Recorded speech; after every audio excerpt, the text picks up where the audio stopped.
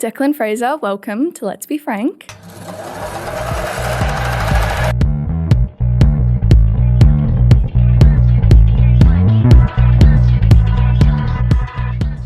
Thank you for having me. Excited to be here. I am so grateful for you being here, especially during this massive week you've got going on. You're preparing to race in Aston Martin this weekend. Talk us through all the preparation that you've got going on going into this weekend and how you've been preparing mentally. I guess some people have traditions that they do.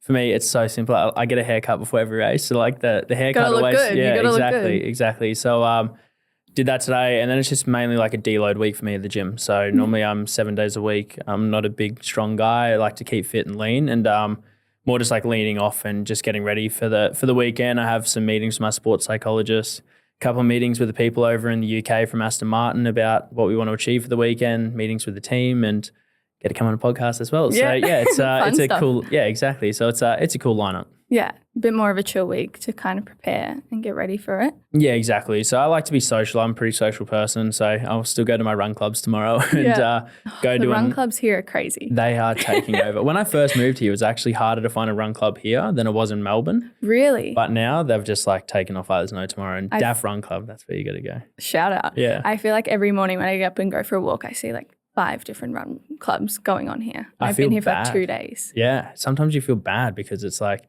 you're just taking over. Swarm of yeah, people. exactly. Yeah. Even my Uber driver was complaining about them when we got here because they take up the bike lanes and he wasn't happy about that. It does not surprise me at all.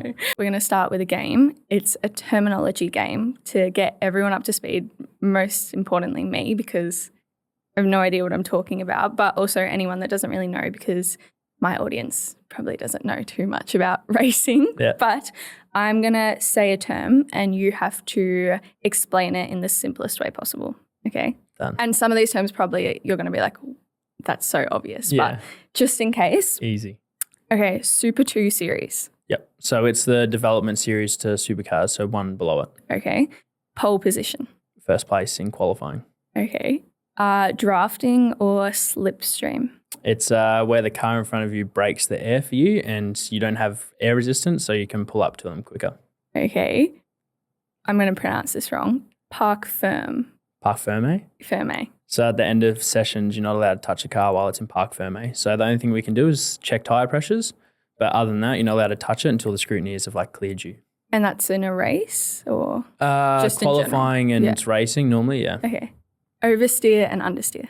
Oversteer is where you go, oh crap, and the rear of the car comes around. Yep. And understeer is where you basically slip the front tyre and you just go forward. Okay. Safety car. Safety car is when there's an incident on track and the safety car will come out and control the field. So normally like 80 k's an hour. Okay. Pit stop.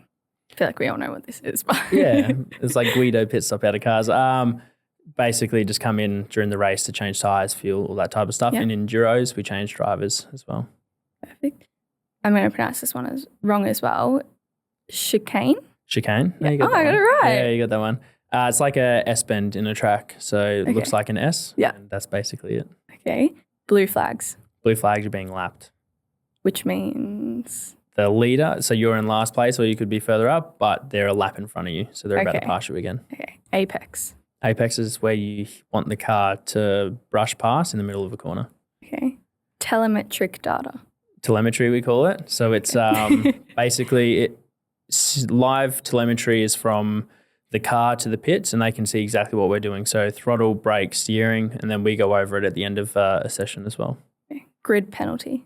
It's when you've made a mistake and either hit someone or done something illegal or something like that and they give you a grid penalty. Normally 3 places is minimum and they'll drop you back. Normally happens in qualifying and then you just get dropped back in the race for your starting spot. So if you hit someone, you get moved down spots. Well, in qualifying, it's more like if you do like a technical breach Yeah. or if you impede someone, which is just getting in someone's way, they'll give you a grid penalty for the race. And co-driver, more like what do they do? What are they there for? Yeah, so co-driver. So for Supercars this year, I'm a co-driver. Yeah. And we're 1,000 kilometres is a very long distance. Yeah. So we just split the driving basically. Okay. With Aston Martin, what I do, we have a pro-am. So I'm the pro. We've got an amateur that races with me as well, and we split the driving as well. Okay. Endurance race. What is an endurance race? Endurance race is just longer races. Yeah. So Bathurst and Tailem this year, not Sandown, the classes enduro races, which is 500 Ks and 1,000. Wow, okay. But then even on the weekend coming, it's an hour-long race, and we split that between two because it's a mini enduro. Okay. Fuel saving. Fuel saving is like we call it lift and coast. Yeah. So basically, if you're going to run out of fuel, they'll tell you a fuel number that we've got to look at on our dash, and we've got to save to that number. So the way that we do that is just lift off the throttle earlier and then brake a little bit deeper and not use as much throttle. Drive-through penalty. You've done something bad and you have to go through the pits. Yeah, you don't have to stop. You just have to drive through the pits, which is 40 Ks an hour. Oh, okay. So just slows pretty, you down. Yeah, it's pretty bad. Black flag. Disqualified. Oh, okay. Yep. How can that happen? Hitting someone off. We also have like track limits and stuff like that. But track limits with a black flag's more like a time penalty. Okay. But yeah, if you hit someone off or do something really bad, you get a black flag and disqualified. Yellow flag. A caution on track. So you're just kind of like red card, yellow card, like in sport. Sort of, yeah. But maybe a little bit more intense. Yeah, it's like a yellow flag, for example, if it's like single yellow, you know that there's a small incident and you're just no passing under yellow flag conditions. Double yellow, like there's a stopped car, it's a pretty big incident, normally safety car. Red flag is like there's a large incident, the track's blocked, it can like go back to pit lane basically. Yeah. And what do you think is, in your opinion, the strangest term within the sport or saying? I've never even thought about this. I don't think I've ever even thought about this. Far out, I wouldn't know. I feel like just from reading those, there's a couple of strange ones. I mean, like people pronounce chicane wrong and stuff like that, but you know. I did Google pronunciation. That one. Yeah. I still didn't know if I was going to be right or wrong. Yeah, I mean, in America, it's a little bit different the way they explain things. So like understeer and oversteer is tight and loose. Okay. Yeah, tight and loose. So it's like it's a little bit different over there, which I find a little bit weird. And like Shane Van Gisbergen, for example, going over there and adjusting to it all, I feel like that's probably the difference between here and Europe and America, like the way that we explain things is a lot different. Yeah. Before you were racing with Aston Martin and your trophy wins and all of the above, you grew up in Castlemaine and Mackay. What was it like growing up there? And were you the kid that was like playing with the Matchbox cars, or did you build up to your love for racing? I think I've always had a love for racing, especially my dad used to race motocross. He was one of the crazy guys who used to hang off a side cart in motocross as well. So I've always loved it. My ambition far outweighed my talent on a motorbike. So my parents were like, all right, let's stay away from that before we break too many bones. So yeah, moved over to four wheels when I was pretty young. But like coming up through it, for example, we went to Wodonga in the interim between Castlemaine and Mackay, and my dad was a motorsport teacher. So I've always sort of been surrounded by it. And like going back, you look at the parents used to love the old cameras and stuff like that. And it was always me either on a motorbike playing with Matchbox cars, or my sister even one day turned around and was like, Declan's going to be a race car driver. And, you know, like 20-something years later, we're there. So, yeah, it's been good. I started my career when I first moved to Mackay. So I think I was like 6, too young. Did you start in karting? Yeah. So I was actually too young to even be on a go-kart track. Oh. So when we first moved to Mackay, the industrial area wasn't developed at all. And it was all fenced off areas and stuff like that. So Dad and I'd go down there on a weekday after school and we'd literally just drive up it. I wasn't doing any turns or anything, just literally up and down, just getting used to the go-kart. Got to my first track day at Mackay Kart Club, and I think my dad was like, okay, I don't think this is for you, because he could literally run around the track faster than what I could. Right. So it was, at the start, it was just about building confidence and stuff like that. Course, but then we realized pretty quickly after 3 races, like I started winning, and it's like, oh, okay, like maybe we just stick to this. So I was playing footy at the time. I was a short little kid, so it didn't really work out for me. So go-karts is where it went. Yeah. Can you explain for those who are unfamiliar how karting works as a foundation into professional racing? Yeah, karting, I think what people struggle to understand, especially people in karting, is when you're in it, people think it's do all and end all. Like it is the place to be. Everyone in Formula One's watching you, and it's not true. And unfortunately, we got sucked into that. But it's one of the most important parts of anyone's journey, I feel. Learning the racecraft, the connections, everything that comes from it, it does stem you into something bigger, which obviously it has. But for karting, it's all about racecraft and learning as much as possible. And we had so much fun, so many memories. It gets the really like family time that brings with it as well, brings families closer, sometimes further apart after a bad weekend. But like Dad and I, we traveled around in a car, towing a trailer all around Australia. Like it was just a very family orientated sport. And for that, I'm very grateful for. But the racecraft side of thing, like everything came from go-karts. Do you think you've always had or been very competitive, or do you think that came as you kept competing and racing? I love winning. I always have. Very competitive. Yeah. So local bowling nights, you know, they don't go down very well with the family. Right. But no, I love competition in general. And when you're even like jumping forward, for example, into 2023, at the end of that, it was probably one of the roughest times of my life. And then I lost that competition and it destroyed me, you know? So being exposed to competition at a very young age back in go-karting and coming up through the ranks, like I think it builds something inside of you and makes you realize that like any sport does. Yeah, exactly. And just makes you hungry for more in life. So I've enjoyed the journey and I still haven't lost after all these years, still haven't lost the love I haven't lost the love for the competition. Yeah. And that's one of the most important things when you're doing something like this. You kind of already answered this question, but has your family always been supportive of your ambitions throughout your career so far? I think that's one thing that my family have never done is said, you can't do it. Yeah. They have been behind me from the get-go. No matter what decision I made, they're always there. My mum refused to come to go-kart tracks. She was way too scared for her little boy. We got to do a couple of local kart tracks and stuff like that, but she'd just stay out the back. And it wasn't even until 86s and stuff, she very rarely came to any. And then it was 2022. I said, Mum, I'm in Super 2 this year. I'm going to win this championship. I need you at every round. Yeah. And yeah, she came and we won the championship and then went to Supercars next year. And I don't think she's missed a race since. So same with my sister. She takes time off of work to come and watch me race. So it's brought our family a lot closer as well, which has been good. And yeah, to answer your question, they've been nothing but supportive from the start. You, like you said, moved from Super 3 to Super 2 and then broke into the Supercar Championship. Can you kind of describe the difference between each of those levels and what goes into them? Yeah, I think so coming up through the levels, obviously a big monetary commitment involved through sponsors and stuff like that. Super 3, basically the way that it works is just different cars throughout. They're all just hand-me-downs. So they go from Supercars to Super 2 down to Super 3. So I raced the Super 3 Championship in a Ford and we did pretty well. I'd never driven a supercar. It was right in the middle of COVID as well. Yeah. And it was a learning curve and a half. Like because we were always traveling, we couldn't go home because of COVID. So we're always on the road. We had a lot of mechanical failures. I was like, oh, am I cut out for this? But we still finished second in the championship. So it was a good year. And then moving up into Super 2, again, it's just another step up in terms of car and competition. The competition gets a lot tighter. The car, everything's a bit more intense, a bit more professional.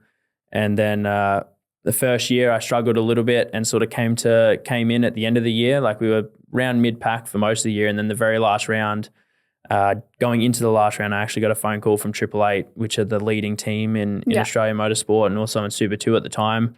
They said, do you want to race with us next year? And I was surprised because if I'm being honest, I wasn't doing very well at the time. Yeah. I was still trying to find my feet in Super 2 and stuff. And I was like, sounds good to me. So I think just that boost of confidence, I went out and we were fastest in practice, finished third for the round. And then, going into Super 2 with those guys, it was just another step up. It really showed what Supercars is going to be about. And again, it's just the hand-me-downs from the Supercars from the previous years. We're in a VF Commodore that year. And I just had such a great year with 888. Like the amount of stuff that they taught me, Roland Dane, Jess Dane, being able to hang out with SVG, Jamie Whincup, like all those guys taught me so much and what I needed to do to succeed. And then that led me into getting signed by Super Cheap Auto to race in the main game at Bathurst 1000 with Craig Lowndes. So for me, that was just a dream come true. I had photos from when I was living in Wodonga and I was 4 years old with Lowndesy, and then we recreated all those photos on the grid that year. So you have to send them. I need to see. Yeah, I'll definitely. So it was awesome. Like just the whole process of it was awesome. Then going into Supercars was it was a bit of a shock. Yeah. Yeah. And how do you actually go through the ranks? Like, is it something where you get scouted to go from 3 to 2, or is it just like a natural progression that happens for everyone? Yeah, it's more of a natural progression. I think people need to decide when they get to Super 3 or even before they get into it where they want to go. Yeah. So for me, Supercars was, that's it. Like, that's where getting you're to going. Supercars. Yeah. So before I went into Super 3, I was not sure on it because I just didn't know. So I went over and raced in Malaysia and Sepang in a TCR, which is another form of racing. And then I was like, no, this just isn't for me. So Supercars is where it's at, and then just progressing up through that. But it's more of a monetary thing at the start. Like getting up through the ranks is just making sure you got the right sponsors and right support behind you. Yeah. And then when I got scouted for Supercars, it was actually because I had done well. It wasn't because I was a paying driver. So I guess that was something that we were proud of as a family because a lot of people pay still to get into Supercars, whereas we were scouted based on talent and determination. So, and it wasn't just me, it was my whole family, you know, like my family represent me, I represent my family. So being able to go into somewhere where they love not only me, but my whole family as well and welcomed them in with open arms, like it was a big moment for all of us. Definitely something you should be proud of. At what point do you think you kind of realize that maybe it isn't just a hobby and that it could be your career? At what point in your journey? Pretty early on. We were still in go-karts. I was at this really weird moment in my life. I think I was about maybe 16, I reckon. Yeah. And I hadn't had a growth spurt. I was still tiny. And I was still playing footy. And I said to Dad, Dad basically said to me, actually, he's like, you got football or you got go-karts. Yeah. Like you choose which direction you want to go and then we're going to stick to that and make it work. But again, like there was no real pressure for me to pursue one or the other. Like they've been pretty open with my goals and what I want to do. But probably around 16, 17 is when we were like, all right, we're going to finish up go-karts in a couple of years, start racing cars. If that's the direction we want to go, we need to know now. Or if you want to go play footy, we'll go and do that. And like I said, I was way too short at the time to play footy. And I was killing it in go-karts. So I was like, all right, this is where we want to go. And when you've made now the switch to GT racing, is there anything within like your instincts or your habits that you've had to change or let go of that don't work for this type of racing? GTs and supercars are so different. Yeah. Like, what is the difference? So GT cars are more endurance spec. Yeah. We obviously have enduros and supercars, but not every single race. Yeah. And GT cars, it's hard because some people see them more as a gentleman driver type, just go out like weekend warrior type of thing, but they're not, especially like worldwide. Around the world, they are the most well-known race cars compared to like Formula One and stuff as well. But it's high assist. So we've got ABS, traction control and everything in the GT cars. Supercars don't have any of that. We got high aero in GT. Supercars don't really have the aero capabilities that they do. So yeah, there's a bit to it, like in terms of differences. And for me driving, they're so far different to each other that they're pretty easy to adapt to. Okay. Because supercars, you're gonna have to be pretty gentle with it. Like sort of, you still have to hold on and muscle it as much as you can. But then in a race, for example, like we'll drive 3 seconds off the pace to save tires. Yeah. In the GT car, it's just like, just go for it and just never stop until the tire just falls off it. So just adapting to that. But I'm still chasing the GT dream and also the supercar dream at the same time, just trying to figure it all out. When you won in 2022, like you kind of touched on already, the Super2, what was going through your mind when you were up there with the trophy? I wouldn't say relief. I think it was a stronger belief in myself. So a little bit of extra confidence. Yeah, exactly. So all the way up until that point, we were sort of second, third, and we were just hanging on to the championship just by consistency. And going into the weekend, I said to Dad, I want to reach out to a sports psychologist. I want to really do this properly. I want to figure out how I can just go out there and dominate and show everyone who I am, what I can do, and that I deserve to be in the main game drive the following year.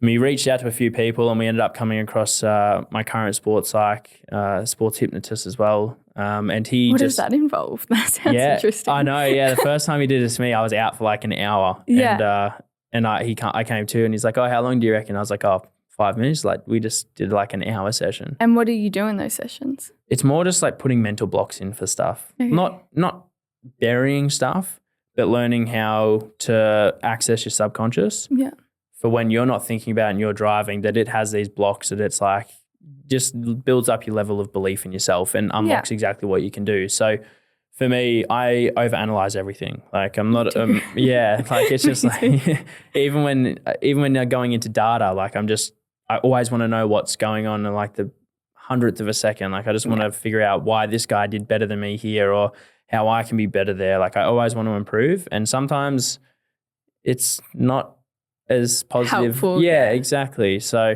for him, it was more just trying to take the pressure out of it and just go out there and do what I can do internally and what I should believe in, I guess. What you know you can do, but you just get in your head. I do the exact same thing coming in here. Like every single time. I know I can do it. I've done it a million times before, but there's always just that self-doubt and the anxiety that comes with it because you care about it. And I feel like if you're not getting nervous for something, you don't care about it, you don't love it, and probably shouldn't be doing it. Exactly. It's literally like performance anxiety. Yeah. And like you just said, you would experience it with this type of thing as well. And for me, it was something that I experienced my whole entire career. I just wanted to be the best. And sometimes it's trying to be the best doesn't actually help you be the best. So we did some things, and going into the weekend, I said, I just want to win everything. Like, I don't care how we do it, but I want to win every single time I go out on that track. And we did. We put it on pole for both races, and we won both races, and we won the championship, and we won most poles for the year, and we basically just clean swept the whole entire year. So it was a massive, massive moment in my career. And getting back to your question, like standing up there after going through what we'd been through in the past of my career, and then getting to that moment and being in front of my peers, my family, team owners and stuff like that, like it was just, I was sort of a little bit starstruck, like everyone's here for me, you know? That would be so cool. Yeah, it was even now I still get like goosebumps thinking about it. But then it just like snowballed into something bigger. Like within 3 days, I was signed to go race Supercars the next year. Well, that was my next question. What shifted after that moment around you personally and professionally? Yeah, I think the internal belief started to get a lot better, like not in an egotistic, like I'm better than everyone. It was more like for yourself. For myself internally, like I can do this. Like I've put my heart and soul into this for my whole life. I've had millions of people tell me that I can do it. Kind of helps remove the imposter syndrome because you've earned something. Yeah, I was going to touch on that, but you nailed it straight on the head. Like imposter syndrome is what crept in, and I started to think, should I be here? Like, should I be in this position? Am I blessed enough to have these opportunities? And I guess just winning it and being there sort of helped. And then a couple of days later, some things happened, a spot opened, and they were like, we've seen what you did on the weekend. We want you to drive for us. And it just sort of snowballed into something. And then I was in the Supercars. So it was. Did that come and as exciting as it looked online, or did it come with a reality shock going into the Supercars? It was exciting at the start. Yeah. At the very start, I was so nervous to sign the deal because in the back, I had a lot of offers come flying at me post that. That would be a lot. But they were not many people know. So I had probably, well, I didn't. I had the three biggest teams in Supercars all offer me contracts at the same time. Tickford were the only ones who offered me a full-time drive right there on the spot, and the others were performance-based drives as a co-driver for the following year to then step up into a potential main game the following year. But nothing was guaranteed. Which is a lot to sign for. So like I had to take the thing that was in front of me, everything that I'd worked for, like that. They were a good team at the time, and that's where I wanted to go. So we took the full-time opportunity. It was so hard saying no to, for example, AAA, but one of the teams that obviously offered it to me, and I just won a championship with them. So for me, it was one of the hardest decisions of my life. I sat there at night. It kept me up for like 2 weeks. I was like, have I made the right decision? I bet that's a lot. Yeah, and Craig Lowndes, because I drove with him, he became a really good mentor of mine. So he helped me through it, and he was like, this is what you need to think about. Like, this is your career. You've worked very hard for this. He's like, I would like to drive with you again, because part of it was to do the wild card again with Super Cheap Auto and 888 and Lounsey. He's like, I'd love to have you back. But if... And there's that personal side coming into it as well. Yeah, exactly. So he's like, but you need to chase what you've been chasing your whole life. And that's what I did. I went and chased the dream. Yeah. And during that period, and still now, you've been called a rising star, but the praise that you were getting at that time after you just won. I mean, even with all of those contracts comes with an extreme amount of pressure as well. How did you manage staying focused on what really mattered in your career? I think it comes back to my family. Like my family have always never let me get too ahead of myself in terms of what I'm trying to achieve or who I think I am at the time, like they're always, come back Keeping you down. humble. Yeah, exactly. So I've come from very humble parents and family surroundings and stuff like that. So having them just there to support me through it all and being like, all right, like you've got this opportunity, like we don't change. We do exactly what we do. We're a family team. We're a family unit and we get after it together. And that's what we did. Like the next year was probably the toughest, I reckon, year in terms of racing that I've ever had in my life. Yeah. What stemmed from that? What stemmed from that turned into probably one of the toughest 2 years of my life up until this moment now. So I think having the support at the start, it was so exciting. And as the year went on, it just got mentally draining and staying humble, staying grounded and having my family there to support me was big. Also seems like you're extremely close with your whole family. So having that unit to be able to come back to and just go back to the norm before all of this was happening as well, I could imagine would be helpful. I mean, I'm the exact same with my family. So being able to switch off from this stuff, and I'm sure like you're racing and going back to how kind of like your childhood was and just being able to switch off with them would have been helpful through the good and the bad that you've been through. Yeah, 100%. I think for me, I had to move to Melbourne for the team as well. So I was living with friends here and then I went down there. It was my first time living completely alone. Yeah. I love my alone time. So it was quite nice. But then obviously you got the thing, you're well and truly away from your parents, like they're in far north Queensland. So I was lucky enough that my sister lives back in Bendigo near where we grew up. Yeah. So having the support from her, like she'd come down and visit all the time and stuff like that. And it made us grow closer as well. So yeah, I think through all hardships and stuff like that, you tend to grow closer to the people that you love the most. Yeah, definitely. And like you kind of started talking about, you went through this really high winning the Super 2 and then you signed with Tickford, you had your year with them, and then in 2023 your journey came to an end with them. They downsized the team. You didn't have a seat. What was your side of the story for that? Because it, from the outside, seemed like such a sudden stop after you just had such a great year. How did that kind of affect your focus on where you were trying to go? Yeah, there's obviously some stuff I can't touch on, but it was hard, we went from basically what would have been a 4-year contract, which was a 2+2, which means your 2 years you've got signed. So I was on the 2 years no matter what. And then at the end of the 2 years, if you both mutually agree, you get another 2 years. So basically a 4-year contract. About halfway through the year, we started to hear whispers that the team were going to sell. And then came the pressure of, crap, who's going to get the drive? So at the time, I was told, you're doing an amazing job. Keep up. Like, we're really happy with how you're doing. Like, first year in Supercars, just keep doing what you need to do. We're here to support you, And then as the year got further and further on, just things started to happen. Got to the end and they're like, sorry, you're the one that's going. So obviously some other stuff happened behind the scenes and things like that, and it turned not amazing, but I'm still grateful for the opportunity to be able to go and race. It's not the end of my journey, I don't think yet.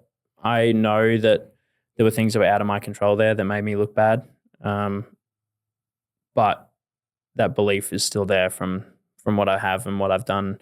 And it turned into one of the hardest times of my life. It was everything just snowballed after that. I had to get out of Melbourne. I had to try and reinvent myself as a person as well. And I think that was probably the hardest part of it. You sort of build yourself up to finally, like, I've got my big break. I'm doing so well, to everything's turning to shit and I don't know what to do. But it's also, I mean, I guess an opportunity to learn more about yourself and a good way to redirect because of where you are now in your career and everything else that's happened.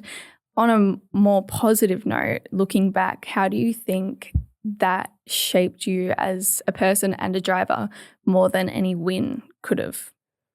I think through it all, I think you tend to figure out what you need and deserve.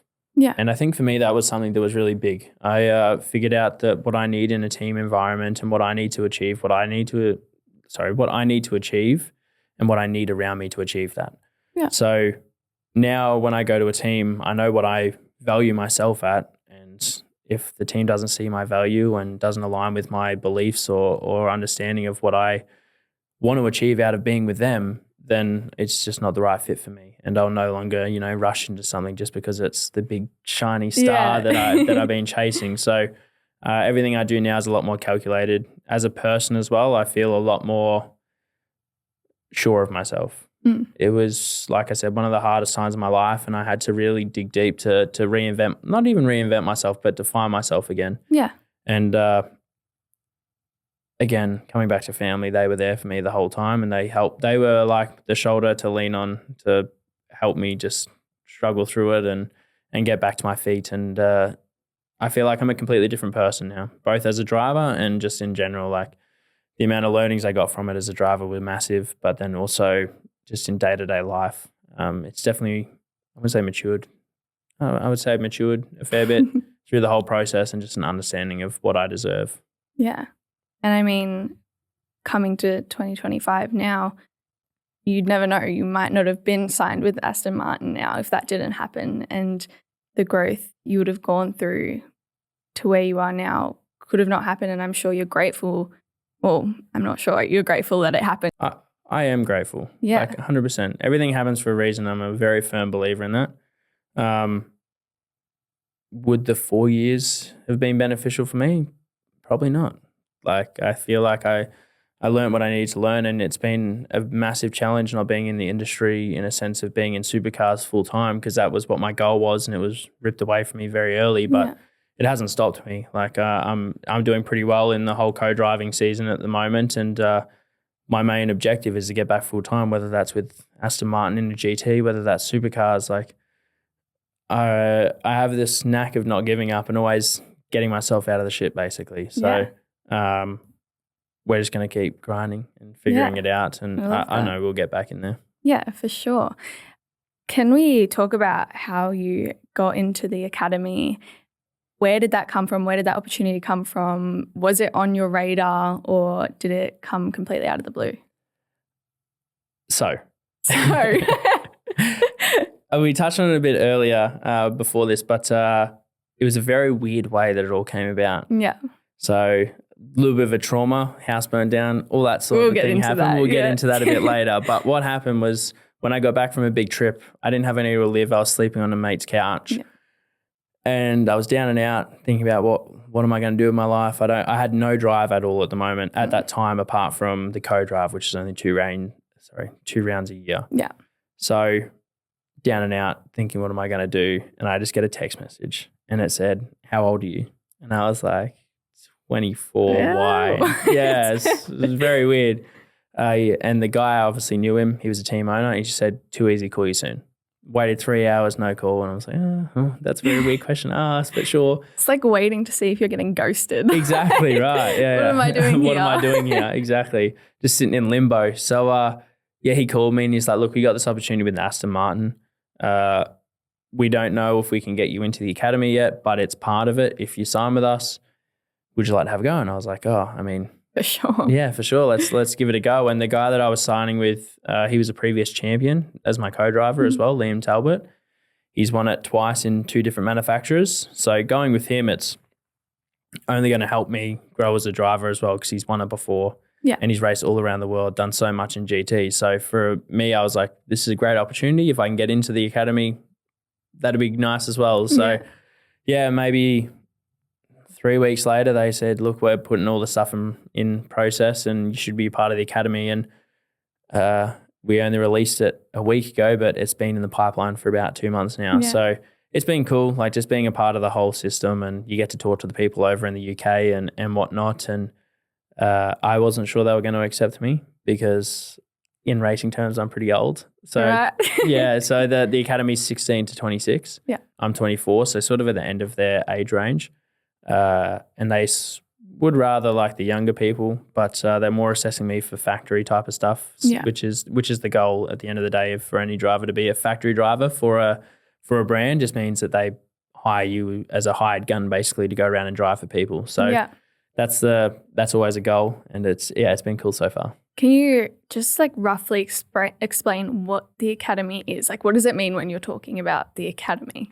Yeah, so the Aston Driver Academy is Junior Driver Academy. So basically they just offer a lot of support in terms of driver, I guess, preparation and stuff like that. So they want to grow with the drivers. Yeah. And for them, like, they're assessing us with everything.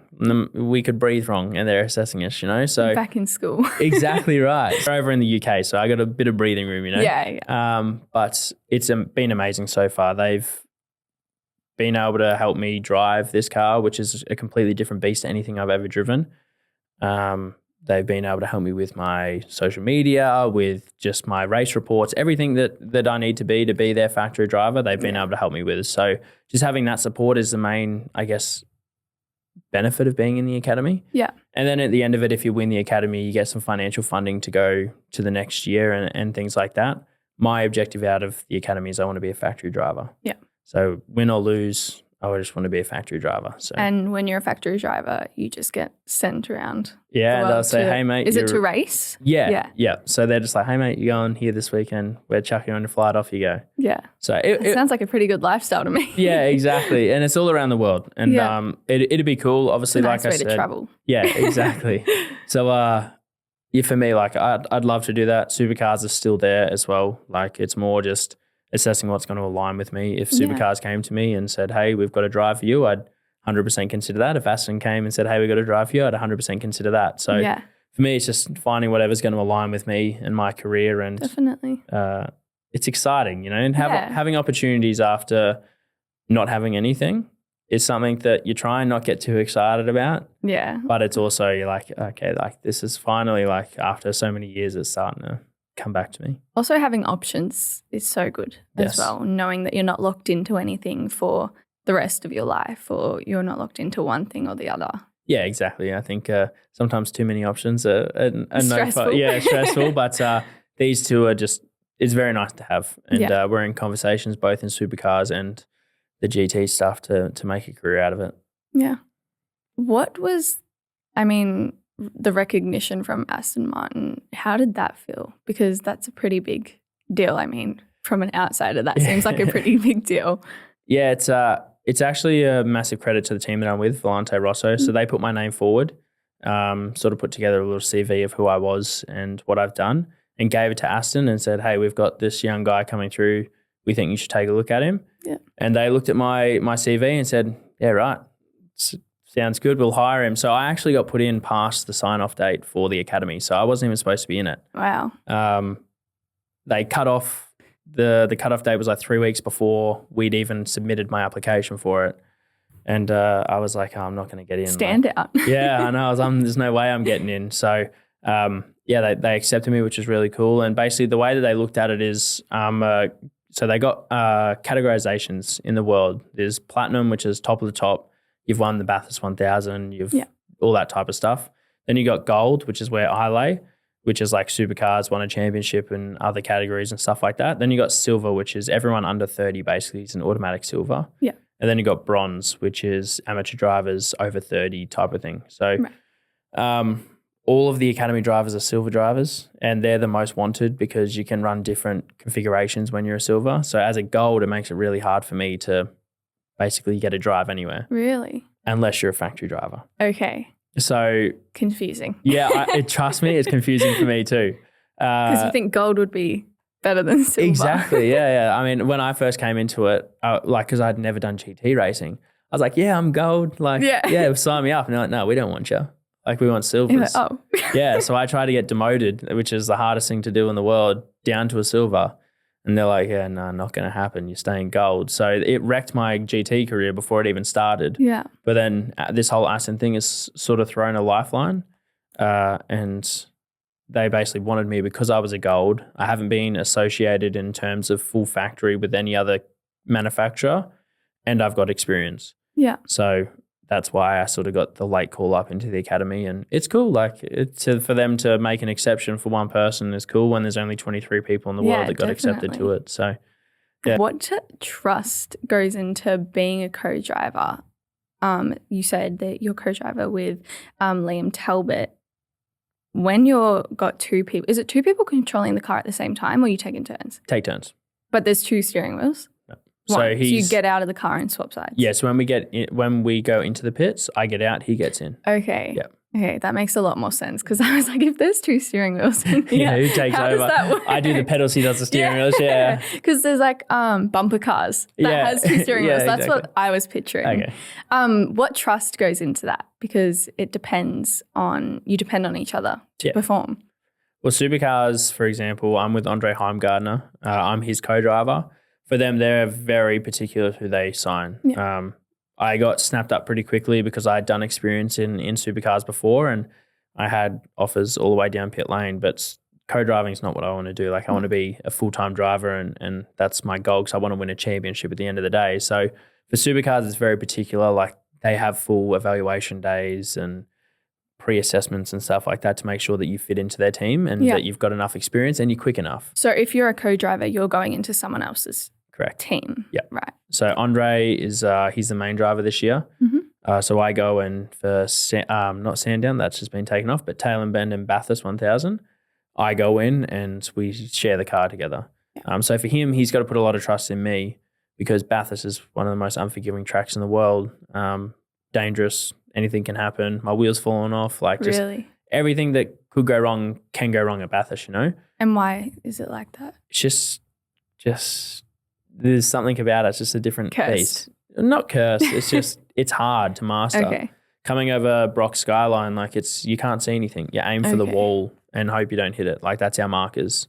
So for me, I can't even picture it, but I'm like, okay. Well, think about a concrete wall and just aim driving at it. straight at it. Yeah. So like there's a lot of trust there with GTs and stuff like that. It's pro-am mainly. So they'll find the best pro for an AM. And it's hard to call Liam an amateur because he is so good. Yeah. Like he's done so much with his career. So you feel disrespectful calling him an AM because he's really good. So for that side of things, it's more they hire factory people to come in to partner up with an AM to go and do well. So it's a little bit less exact process of getting into it. But still a massive, like they're very selective as well. Like they want the factory people to come over, which is why when I wasn't a part of the academy, being a gold and not having a drive, not ideal. They don't want you. Yeah. So,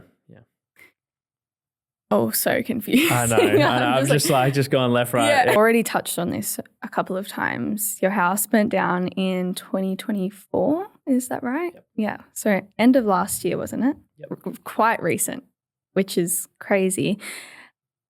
You were at the track about to watch your friend race, am I right? Your teammate, sorry, yes. About to race. You said your dad came in, was it your dad? Yep. Came and told you. What was going through your mind? Could you believe it? I mean, all of your personal belongings and your trophy gone. No one ever expects it to happen to them. We were saying you wouldn't even imagine it in a million years. What was going through your mind in that moment? Not a whole lot. It was hard. We were just about to roll out for qualifying. I don't qualify the car as a co-driver. It's Andre's job. Yeah. So he did qualifying. He got into the top 10 shootout. We were like, yes, Bob's your uncle. We're happy. Everything's good. And then some other stuff was happening in terms of my career outside of that whole thing. Yeah.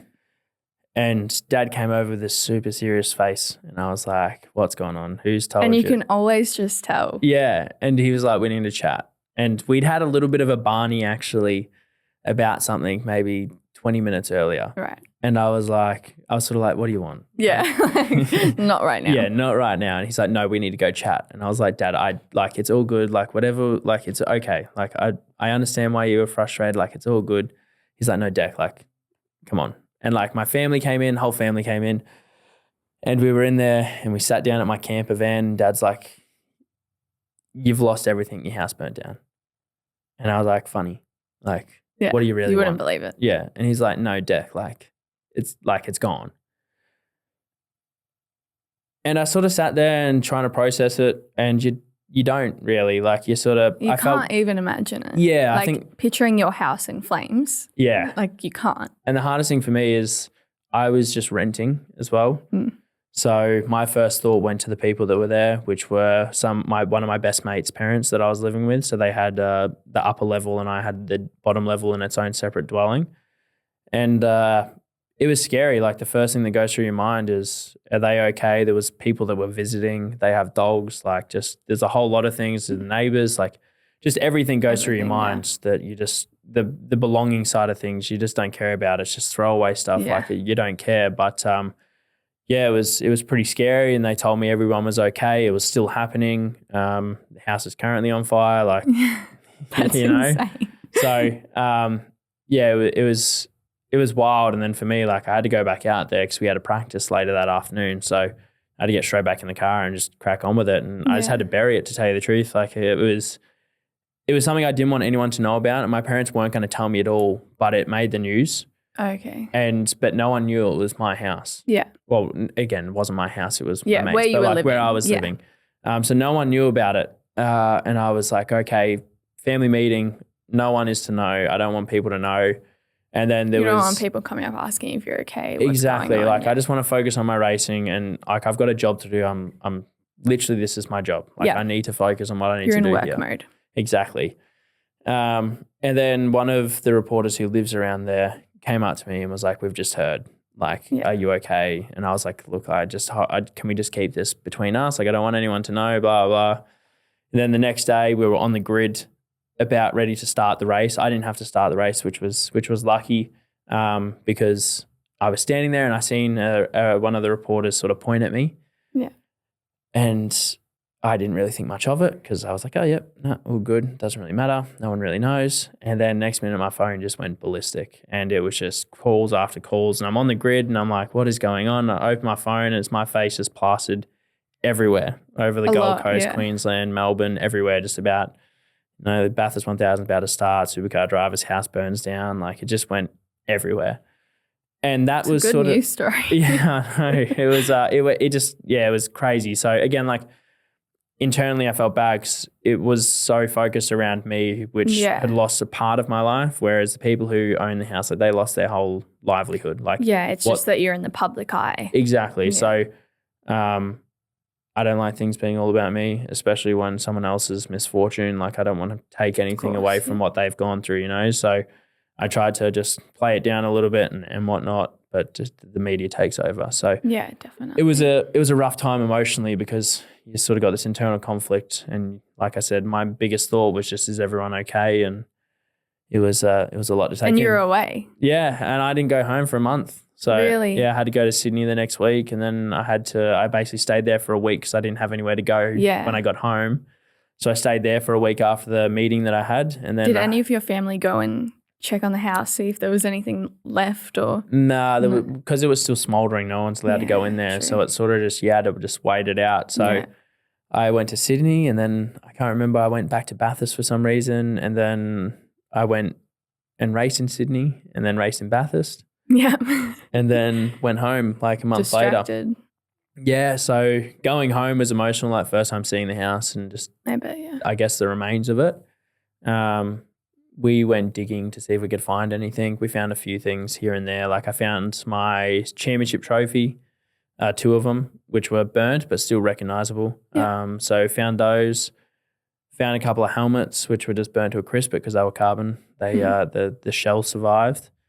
But everything else, like just all my memorabilia was probably the hardest thing, like everything that I've grown up with and all that type of stuff was gone. Yeah, definitely. I mean, I can't even imagine 1, my house burning down, and 2, not being able to be there, especially when you were living with people and just having everyone else talking about it while you had to be locked into your commitments because you were working and you were committed to doing your job that weekend. And also that month of time afterwards. A lot of athletes are expected to just stay locked in, have a brave face.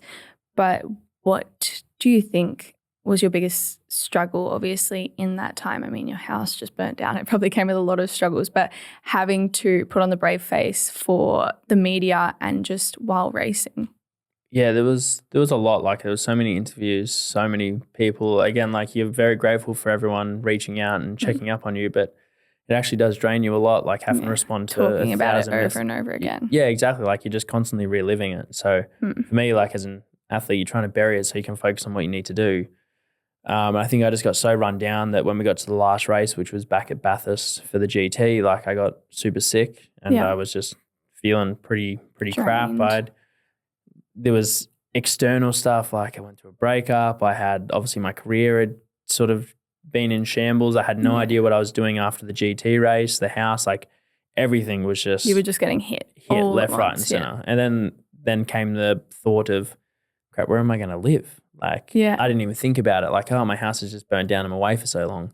But it's like, where am I actually going to go when I get home? So all I had was my suitcase with me. I had stuff in storage. The thing is, like, I had furniture in storage from when I moved to Melbourne. So the non-sentimental stuff, I still had some stuff, but all the sentimental stuff was gone.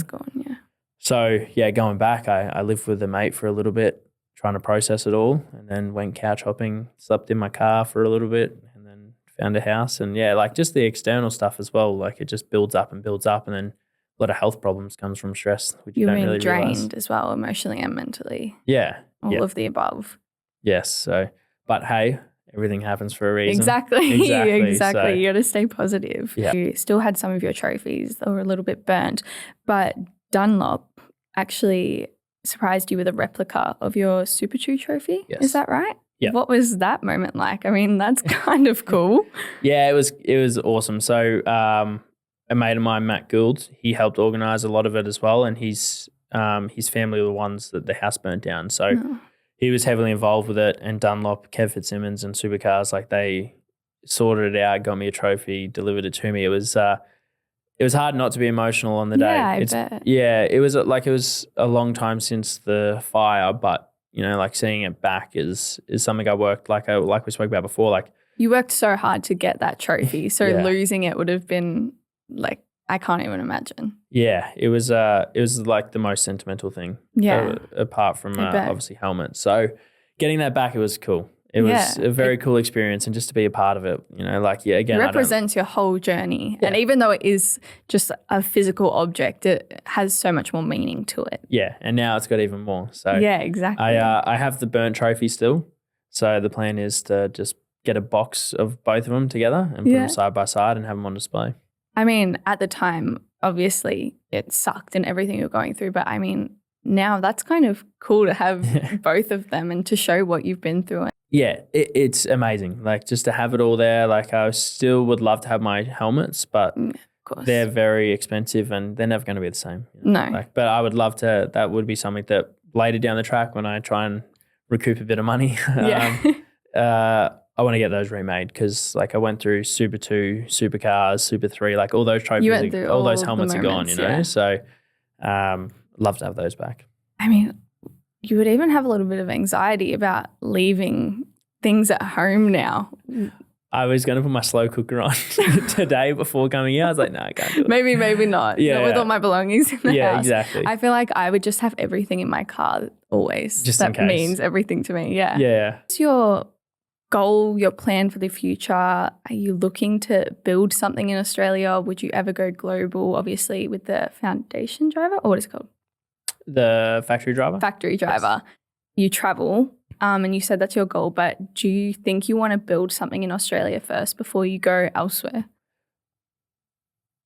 So my plan was to make it to Supercars, but it was never just to make it to Supercars. Like I wanted to win. And coming back to the competitiveness, like I never wanted to just be another number, and that's what I was in 2023. I was just another number to add to the supercar list, but that's not what I want. I want to win a championship. So for me, if the opportunity presents itself to go back to Supercars in a team that aligns with me, that's going to win me a championship and I can win them a championship, then 100% that's what I want to do. But I'm never going to stoop down to being just another number again.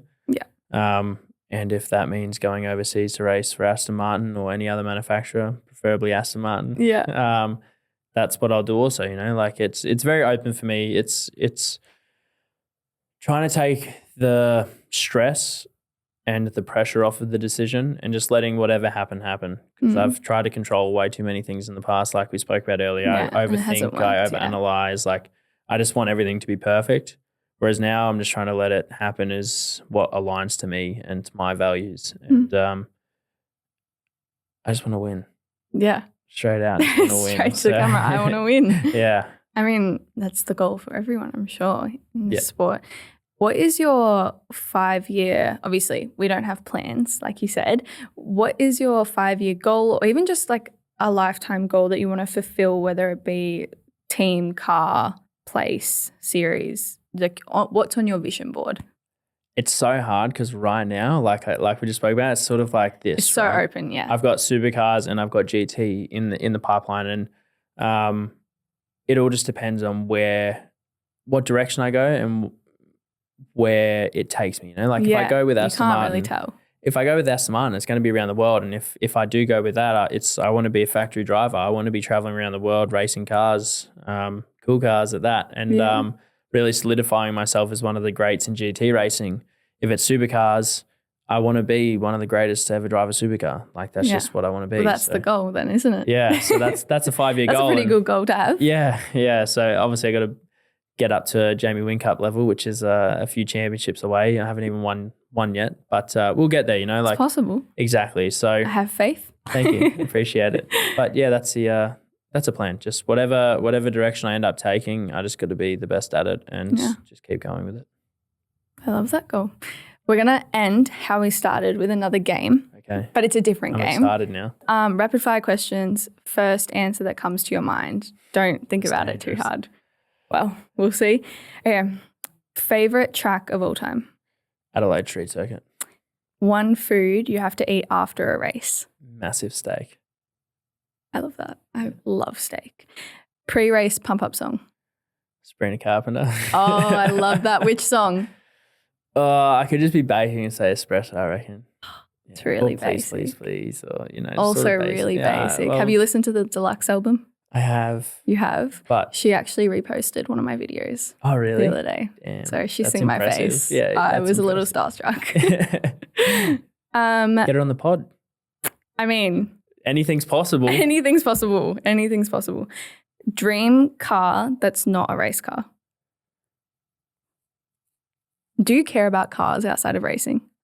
So a little bit controversial. I'm not a massive car guy. Okay. Like I appreciate cars. I feel like this is what always happens with athletes though. Like they love their sport, but they never watch it or do anything with it outside of it. See, I love watching racing. Yeah. But when it comes to working on cars, not your vibe. I could pass. Yeah. Like I do you don't care about cars? Yeah, definitely. But I'm not like the type of guy that's like, oh yeah, let's go work on a car for 14 hours just because it's a bit of fun, or let's like go buy a project car and do it. Like I've always thought about it and I'd love to do it, but it's not something that I'm like obsessed with, you know? Yeah. But like I do love cars. Yeah. Yeah. Dream car, family car would be a GLC 63S, which is like a SUV Merc. Okay. Yep. I would love sports car, a Koenigsegg, which is like a hypercar. Okay. Yeah, or an AMG AMG one. I think I pronounced that right. Okay. Yeah. I should know it considering it's one of my favorite cars. Well, you'd think, but think, yeah. maybe not. Who would play you in the movie of your life? Oh, that's something you got to think about. Tom Holland. Really? I feel like he's positive about life. Yeah. And I feel like I reckon he'd do a pretty He's good got job good comedic timing too. Yeah. Yeah. I don't have that, but he'd be right. A little bit better version of you. Yeah, maybe. Maybe he's the upgraded version. You got to make myself look better in a movie, you know? Yeah. Exactly. Yeah, exactly. Maybe you can play you in a movie though. Maybe. Get into Might have to acting. take some acting classes, yeah. Maybe. Side hustle. What was the first car you ever owned? 79 Series Land Cruiser. I'm a country boy at heart. Yeah. Love my camping and stuff like that. Yeah. Bought it for $5,000. Did it up in Dad's workshop and sold it for $18,000. Wow. Good profit. I miss that car. You miss it? I miss that car. So it was a funny story, but sorry, this is supposed to be rapid fire. No, go. Tell your story. We were supposed to go on like a 2-week-long camping sort of holiday up to Cairns with all my mates. The day before we left, the car left. So I was like, I might sell the car. And then someone offered me the money and I was like, you were like, you gotta damn, take yeah, it. okay, done. And then my mate's like, what are you going to do now? And I was like, oh, it looks like I'm coming with you. So then like all my stuff just transferred to his car. And then But he was stuck road with me. trip. Yeah, exactly. Him and his Made it more partner fun. were stuck with me for 2 weeks. So yeah. Sure, they were happy about that. Yeah, exactly. If you weren't racing, what would you be doing? I'm an electrician by trade. Yep. Finished my lucky apprenticeship when I was 21 before I went to Super 2 with 888. Would I do it? Probably not. Well, probably because you're living your dream. That's your answer. But Exactly. Yeah. I don't think I'd want to do anything else, to tell you the truth. if you could do something else, anything like you had the skills. I'd still want to be a professional athlete. Yeah. I just I'm just so competitive. You're competitive. Yeah. I wouldn't be able you to like winning. Yeah, I wouldn't be able to do anything else. But like AFL would be good. Yeah. I still love my footy and watch it Who do you religiously. go for? Geelong Cats. Interesting. I go for 2 teams, controversially. Whoa. Not on. And they're 2 really bad teams. Oh, really? Yes. West Coast? Yeah. That's one. And Crows? No. Okay. Melbourne team. Well, it's not going to be Collingwood. No. Kangas? No. Don't know. Essendon. Essendon? Yeah. Oh, they're all right. They're pretty bad. See, They're on their way back up. Yeah. They're on their way back up. So I was sponsored by Tradie in 2023 yeah. and they sponsor Essendon. Okay. So I had a little bit to do with them. Well, I love They're Essendon, they're but a cool club. I like to say they're coming back. Yeah. soon. But eventually. West Coast is expected to come back first in 2030. So I'm keeping the hope. That is a 5-year plan if I've ever seen one. That's good. That's I like true. it. That's Yeah. true. One thing fans would be surprised to learn about you. Like Lego. You do? Yeah. Oh, I used to love Lego when I was younger. So expensive though. It's just like such a nice, just relaxing. Yeah. So Do you build it and keep it? Yeah. Yeah. So at Bathurst that weekend, we were camping at in pit lane. So I would literally wake up of a morning, go have my debrief with the team in my pajamas, Yeah. and then I'd go back to my camper van. And literally, I want to do it every year. It's the best thing ever. But in between sessions, I was speaking to my sports psycho. He's like, you just need to switch off. He's like, don't overanalyze. Do something that You need something else. yeah. He's like, just do something that, just takes your mind off of things. So I built Lego. What's That's what I the did. coolest thing you've built? Oh, damn. You see like the Eiffel Tower is sits cool. and Yeah. you've built the Porsche. My mate is like, he loves Lego. Like Yeah. he is Lego mad and I love it because it's funny as and awesome. But when I lived with him, the whole entire wall of our living room was just all Legos. I had like the little ones and he was more into the larger ones. I just like the little, just something to Quick and take easy, something to take your mind off of things for like an hour or so rather than like the full day project, Yeah. But yeah, we had Eiffel Towers. Full we decor. it was, our apartment was a Lego apartment. It's a good thing to bring a date back to. Exactly full right, wall of yeah. Lego. Yeah. What has been your most nerve-wracking moment on a track? Other than driving straight towards a wall. I think the moment before you crashed is pretty nerve-wracking. I had a Do you wheel- crash often? Is that like a No, thing that often occurs or no? No, because it's obviously very expensive for when you crash. Try and stay away from that one. Yeah. But I had a wheel fall off in 2021 at Bathurst. Yeah. And the moment before that, you just lose all control and you just know that you're done. That would be terrifying. But my first ever race in Supercars was at Newcastle Street Circuit. And sitting on the grid, I was so nervous. My leg was like shaking on the clutch and it was like jumping the car. And I was like, oh my God, like I'm here, I'm about to do my first one. And I was straight out of hospital. I had all this sicknesses. I was in hospital for ages. I was like 6 kilos down. I'm like what I am now. So I was, really not well to do my debut in Supercars. And it was like 35 degrees at the tracks, which is 20 degrees hotter inside the car. So it was a rough race, 95 laps, which was like 2 hours or something like that. Non-stop? Non-stop. We had pit stops for like tires and fuel and stuff. How do you like drink water?